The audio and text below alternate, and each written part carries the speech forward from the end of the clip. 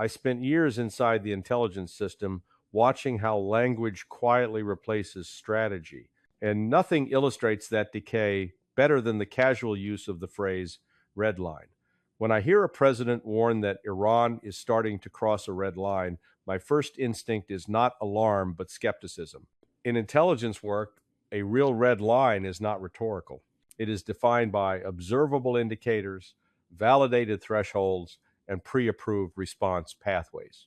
What I see instead is a phrase deployed for television, not for decision making, untethered from any publicly articulated intelligence criteria that would explain what crossing that line actually means. The protests in Iran did not suddenly materialize out of nowhere. Internal unrest has been a recurring feature of the Islamic Republic for decades, and every serious intelligence service knows that protest activity alone is not a reliable indicator of regime collapse or imminent strategic change. Yet the public narrative immediately jumped from unrest to moral outrage to implied U.S. action without any transparent explanation of what intelligence collection confirmed, what remained unverified, or what assumptions were driving policy pressure. That is how intelligence becomes fiction, when conclusions appear before the evidence is fully weighed. When casualty figures are cited, hundreds killed, internet blackouts imposed, those claims may ultimately be accurate, but accuracy is not the same as analytic rigor. Intelligence professionals are trained to distinguish between reporting, confirmation, and assessment. Public statements that skip those steps signal something dangerous. Policy is already moving, and intelligence is being dragged behind it to provide justification. Once a president publicly invokes a red line, the intelligence community is no longer asking what is happening, it is scrambling to explain why action might now be necessary. I have seen this pattern before. Red lines were invoked in Syria, in Ukraine, in countless crises where enforcement was ambiguous or non-existent. Each time adversaries learned the same lesson. American red lines are elastic, negotiable, and often symbolic. When a leader says a line is starting to be crossed, it suggests uncertainty, not resolve. Intelligence assessments do not operate in that gray rhetorical space. Either thresholds are met or they are not. The deeper problem is not Iran, it is the normalization of narrative-driven signaling as a substitute for strategy. When warnings are issued without defined triggers or consequences, they degrade deterrence rather than strengthen it. Adversaries test, probe, and adapt, while allies quietly adjust their expectations downward. That is how credibility erodes, not through one dramatic failure, but through repeated moments where intelligence discipline gives way to public theater. One of the most corrosive developments I witnessed over the years was the steady erosion of analytic discipline when emotionally charged events entered the media bloodstream. Protests are a perfect example. Once unrest is framed as a moral crisis rather than an intelligence problem, the pressure to confirm the worst assumptions becomes overwhelming. In the case of Iran, reports of mass demonstrations, hundreds of deaths, and nationwide internet blackouts immediately hardened into accepted truth in the public narrative, even as basic intelligence questions remained unresolved. Who was reporting the numbers? How were casualties verified? What portions of the country were actually involved? And at what scale? Those questions matter because policy built on unverified assumptions is not policy at all, it is improvisation. I am not suggesting that repression did not occur. The Iranian state has a long record of violent crackdowns, and no serious analyst doubts its willingness to use force. But intelligence work is not about what we believe a regime is capable of doing. It is about what we can confirm with confidence at a given moment. When casualty figures are cited without transparent sourcing, they function less as analytic inputs and more as emotional accelerants. They shape headlines, trigger political outrage, and narrow decision space before intelligence assessments have time to mature. The fog thickens further when communication blackouts are introduced into the narrative. Internet shutdowns are presented as proof of regime panic and imminent collapse, yet intelligence history tells a more complicated story. Authoritarian governments frequently restrict connectivity not because they are losing control, but because they are consolidating it. A blackout does not automatically indicate weakness. It can just as easily signal preparation, compartmentalization, and counterintelligence discipline. Treating it as evidence of desperation reflects narrative bias, not analytic clarity. What concerns me most is how quickly these elements are fused together into a single storyline. Brave protesters, mass killings, a terrified regime, and a moral obligation for the United States to act. Once that storyline solidifies, intelligence assessments are quietly repurposed to support it. Analysts are asked to estimate how many were killed, not whether the numbers are reliable. They are tasked with assessing regime vulnerability, not regime resilience. The question shifts from what is happening to how do we respond before the first question has been adequately answered.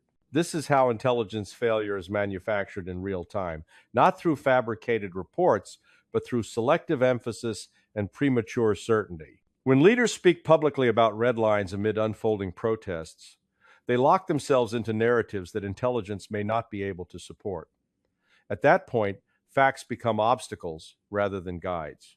The fog of narrative replaces the discipline of assessment, and policy drifts further away from reality. By the time a crisis reaches the stage where a president is publicly discussing upcoming briefings, the most important decisions are usually already made. I learned early in my career that formal briefings are often less about informing leaders than about creating a record that intelligence supported the path chosen. In the Iran case, the announcement that the president would be briefed on options, sanctions, cyber operations, even military strikes followed a familiar script. The menu was presented as if it were open, when in reality, the boundaries of acceptable action had already been defined by political signaling and public rhetoric. Intelligence briefings, at their best, are meant to constrain impulse. They are supposed to clarify uncertainty, outline risks, and expose unintended consequences. But when briefings are framed for public consumption, they become performative. The presence of senior officials, the leak of agenda items, and the media anticipation all serve a narrative function. They signal seriousness without committing to outcomes. From an intelligence perspective, this is dangerous. It creates the illusion of deliberation while compressing real analytic debate behind closed doors. I have watched analysts struggle in these moments. They are asked to provide assessments of sanctions efficacy, cyber impact, and military feasibility under severe time pressure, often with incomplete data. Worse, they are implicitly guided toward conclusions that align with existing political statements. If the president has already warned of red lines and strong options, intelligence is expected to justify why those options make sense, not whether they should be pursued at all. Dissenting assessments are quietly softened, caveats buried, and uncertainties reframed as manageable risks. Sanctions, in particular, are habitually oversold in these briefings. Intelligence agencies are asked to project economic pain, internal dissent, and regime pressure, even when historical evidence shows diminishing returns. Cyber operations are described as precise, deniable, and controllable, despite repeated examples of blowback and escalation.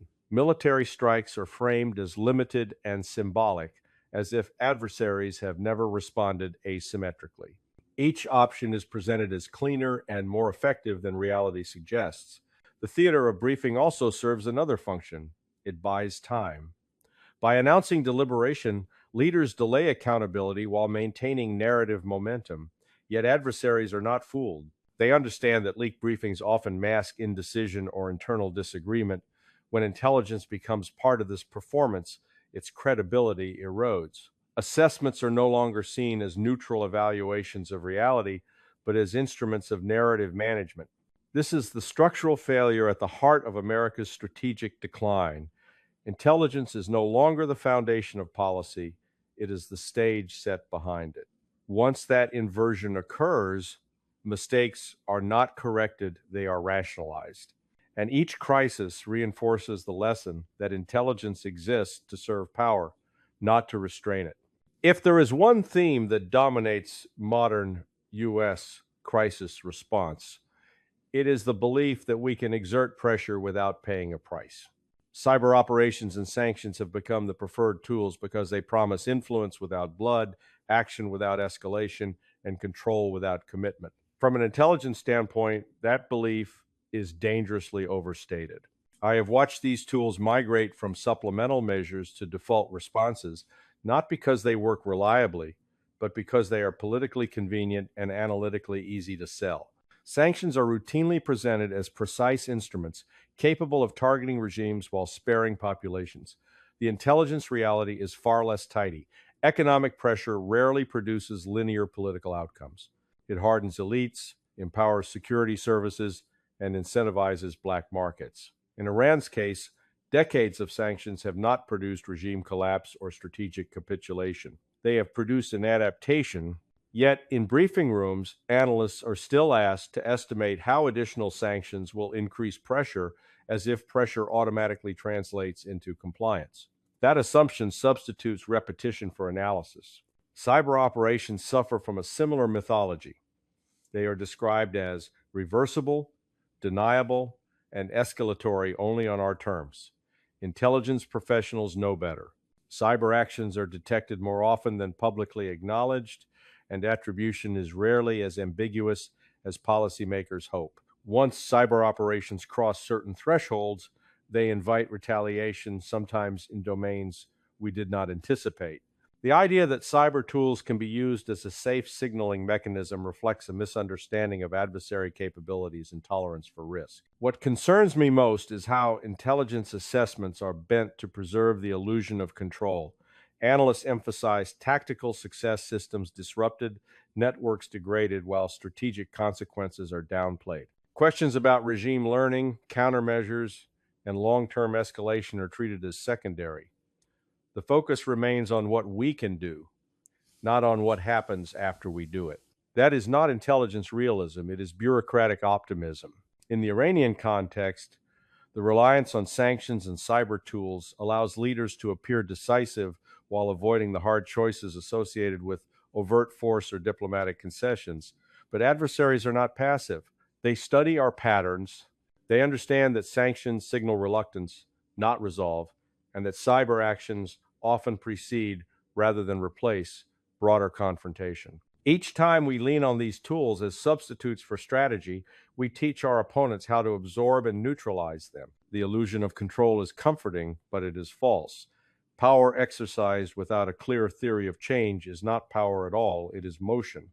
Intelligence was meant to expose that distinction. Instead, it is now often used to conceal it, dressing familiar tools in fresh language while repeating the same strategic errors. Every generation of policymakers seems to rediscover the idea that information access can substitute for political power. In my time, it was leaflets and radio broadcasts. Today, it is satellite internet and social media platforms.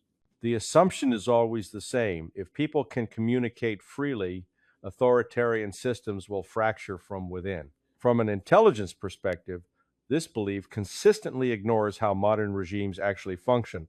Technology does not exist in a vacuum. It operates inside an adversarial environment shaped by counterintelligence, surveillance, and coercion.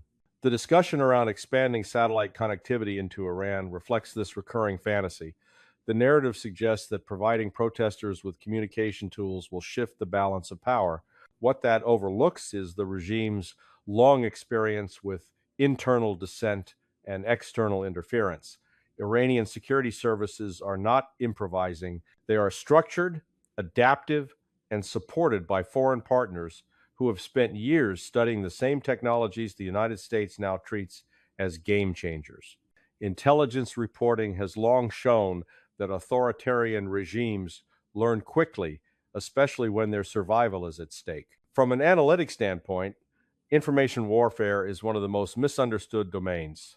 Access to communication does not automatically translate into coordination, leadership, or strategic coherence. Protests require organization, protection, and logistical sustainment, none of which are solved by connectivity alone. Worse, external support for information tools can expose participants to identification and targeting.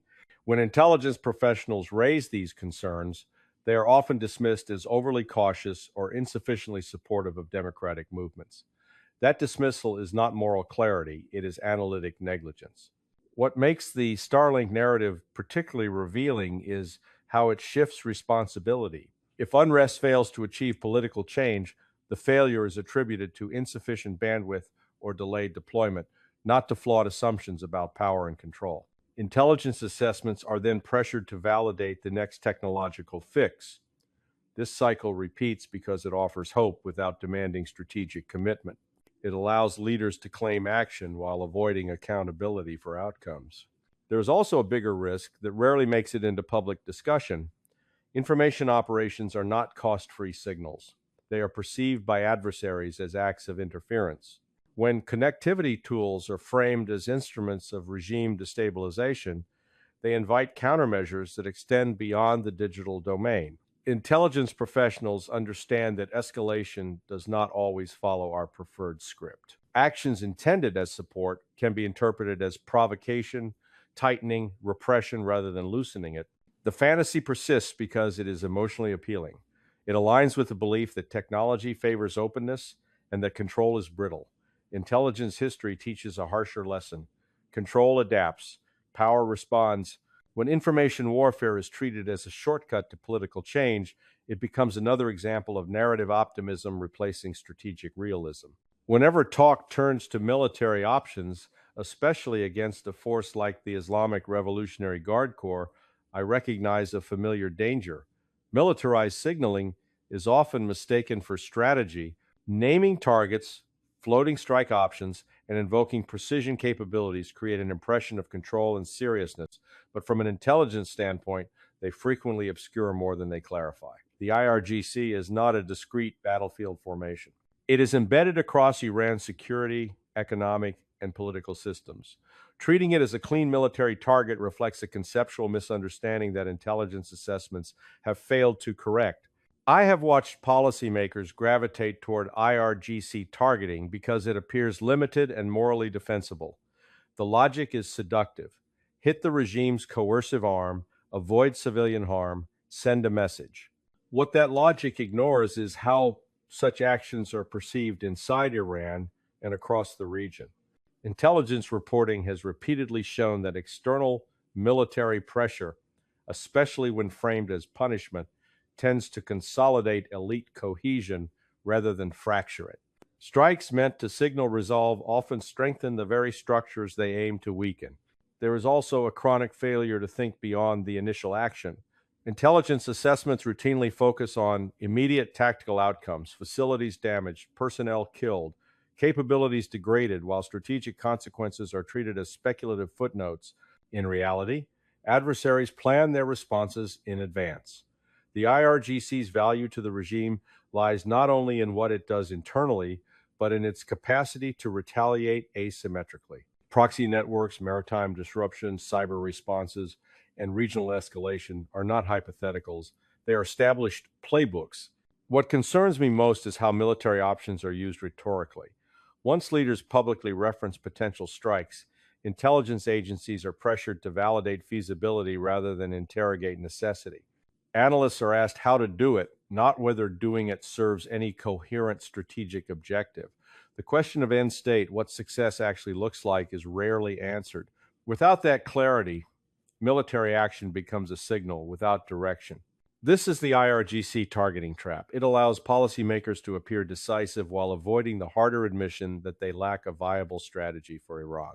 Intelligence, instead of challenging that gap, is often reduced to enabling language. Risks are acknowledged but normalized.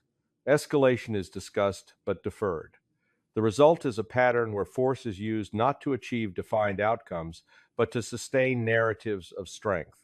In a multipolar environment, that pattern is unsustainable. Adversaries are not guessing at our intentions, they are watching our behavior.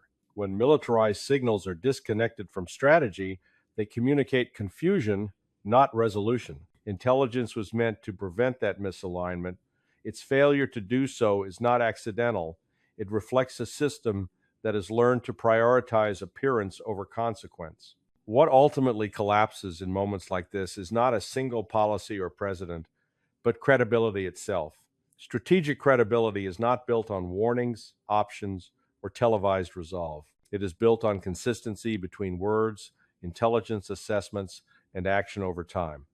From where I sit, the United States has spent years eroding that foundation by allowing narrative to outrun reality. The Iran episode is not unique. It is simply another data point in a long trend that adversaries have already incorporated into their calculations. In a multipolar world, credibility is comparative. Other powers do not measure American resolve against our own rhetoric. They measure it against our follow through and our tolerance for cost.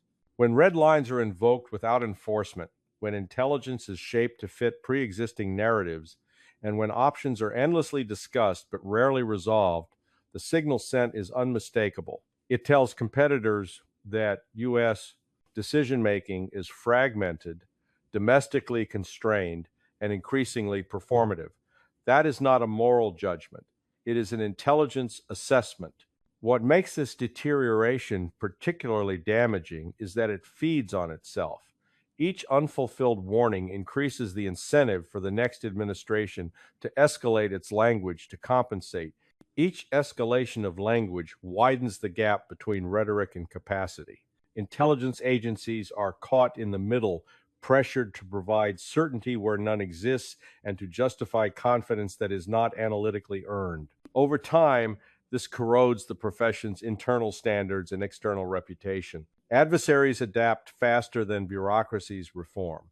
Iran, like other regional powers, does not need to defeat the United States militarily to advance its interests. It only needs to remain standing, absorb pressure, and exploit inconsistency. When American policy oscillates between sanctions, cyber actions, rhetorical threats, and symbolic strikes, the message is not unpredictability. It is reluctance masked as resolve. In intelligence terms, that is a vulnerability. The collapse of the American strategic narrative did not occur because the country lacked power. It occurred because power was repeatedly exercised without a coherent theory of change, and intelligence was repurposed to defend that incoherence. When intelligence becomes a storytelling device rather than a discipline of restraint, policy loses its anchor to reality. That loss is cumulative. It does not announce itself with a single failure. It reveals itself in how often warnings are issued, how rarely they are enforced, and how little they alter adversary behavior. From my perspective, the lesson is blunt. Until intelligence regains its role as an adversarial check on policy rather than a supporting character in its performance, the erosion will continue. Credibility, once spent, is not easily restored. And in a world no longer organized around American primacy, the cost of that erosion will only grow.